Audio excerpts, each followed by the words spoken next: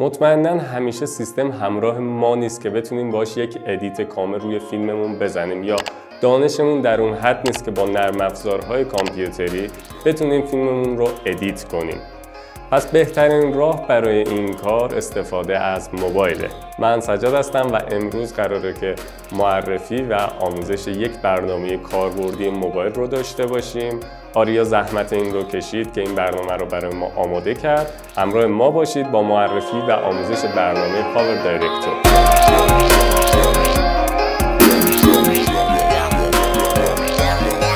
در ابتدا از یک سایت معتبر فایل خام و کرک شده برنامه رو دانلود میکنیم. ما اینجا از سایت apktops.ir استفاده کردیم. در قسمت بالای سایت ما سرچ بار رو داریم. عبارت پاور دایرکتور رو توی این قسمت می نویسیم و سرچ میکنیم. بعد از سرچ کردن پاور دایرکتور پست مربوط به این برنامه توی سایت بالا میاد. ما روی ادامه مطلب این پست کلیک میکنیم تا صفحه اصلی پست رو داشته باشیم. داخل این پست ما توضیحات کامل راجع به برنامه، ویژگی‌ها، حجم و شرکت تولید کننده، حتی اسکرین شات هاشو هم میتونیم مشاهده کنیم. در قسمت پایین روی دکمه دانلود فایل کلیک کنید. برای دادن اجازه دانلود اوکی رو لمس کنید. بعد از دانلود برنامه رو روی گوشی خودتون نصب کنید و بعد از نصب برنامه رو باز کنید. روی نیو پروژکت یک کلیک میکنید و پروژه خودتون رو بسته به سایزی که میخواین انتخاب میکنید و اسم رو برای این پروژه مینویسید. در این قسمت آریا اسم پروژه خودش رو مینویسه و در قسمت پایین میتونه اسپکت ریشیو رو انتخاب کنه، 16:9، 1:1 یا 9:16. در این قسمت ما تب‌های برنامه رو داریم. اولی مربوط به ویدیو هست، دومی مربوط به عکس و در تب سوم ما موزیک رو داریم. میتونیم اینجا پوشه ها رو باز کنیم، موزیکایی که داریم رو گوش بدیم با زدن پلی و با زدن به اضافه انتخاب کنیم. در تب‌های سمت چپ قسمت دوم ما میتونیم لایه دوم تایملاین رو انتخاب کنیم که همینجا میتونیم ویدیو اضافه کنیم، نوشته، عکس یا آهنگ. باز هم برمیگردیم به تب اول و ویدیو خودمون رو انتخاب میکنیم. با زدن به اضافه ویدیو رو وارد تایملاین میکنیم. با زدن پلی ما میتونیم ویدیو رو مشاهده کنیم و دوباره روی دکمه پلی اگه بزنیم ویدیو برای ما میسته یا هم پوز انجام میگیره. در قسمت چپ باز هم میتونیم با انتخاب ویدیو و آهنگ، ویدیو یا آهنگ جدیدی که میخوایم رو به ویدیومون اضافه کنیم. ما تو این قسمت میایم یک ویدیو دیگر رو به آخر ویدیو اضافه میکنیم. با لمس طولانی روی قسمتی که انتخاب کردیم میتونیم جابجا کنیم، به اول ویدیو بیاریم یا به آخر ببریم. برای ما فرقی نمیکنه. ما این ویدیو رو دوباره روی آخر ویدیو قرار میدیم.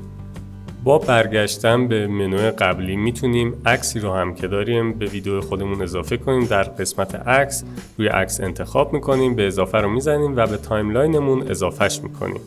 باز هم میتونیم به همون منو برگردیم و در قسمت موزیک با انتخاب موزیکی که داریم اون رو به تایملاینمون اضافه کنیم و ویدیومون پروژهش رو تکمیل کنیم.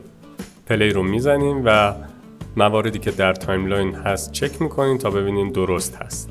با لمس ویدیو و انتخاب مداد سمت چپ پایین میتونیم تنظیمات اضافه روی ویدیو خودمون رو ببینیم. در قسمت اول اسپلیت رو داریم که همون قیچی است و ویدیو ما رو جدا میکنه. در قسمت دوم ولوم رو داریم که میتونیم صدای تصویر رو کم و زیاد کنیم یا فید این و فید اوت به تصویرمون بدیم.